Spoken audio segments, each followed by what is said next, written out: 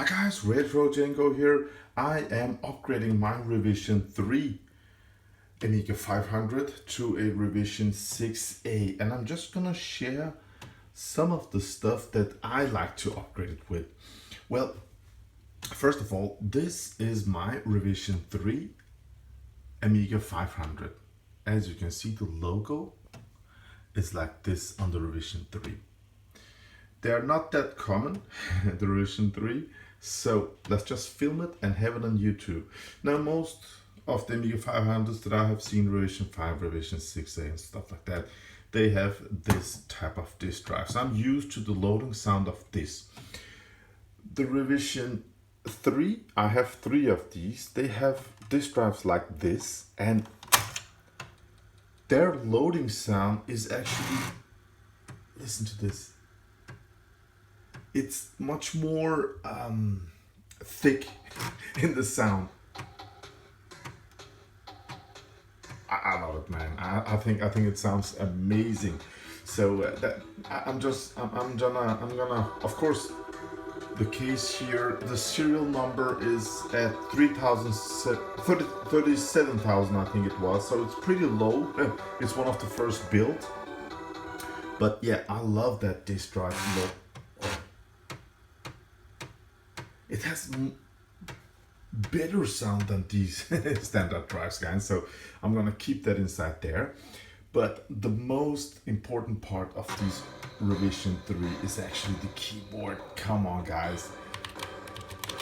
It has got this mechanical keyboard that I absolutely love. It has got the red LED up here, and it has also, as you can see over here, it's red caps lock also, but the feeling, it's just this mechanical keyboard. I absolutely love it. So yeah, the drive here, the built-in logo here, the mechanical keyboard is just pure awesomeness. I really hope that, you know, they kept this kind of keyboard, but I think it was too expensive to produce. So on the newer models there, you know, they use these cheap keyboards, but yeah, this one is lovely, guys. But the things that I don't like about the revision 3,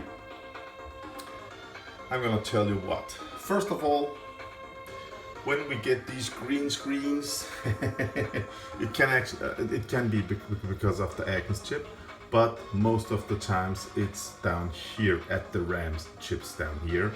So as you can see, this one has got a lot of RAM chips, and one guy has replaced this one even. So yeah, the revision 3 looks like this, and you can see it's revision 3 by reading this. Come on, there we go. B52 Rock Lobster is written just under the Fat Agnes, and you can see on the newer revisions nothing like that. On the newer revisions, it's just under the disk drive. It says revision 6A. Looks great. Okay, so as you can see on the newer model, it has got only 4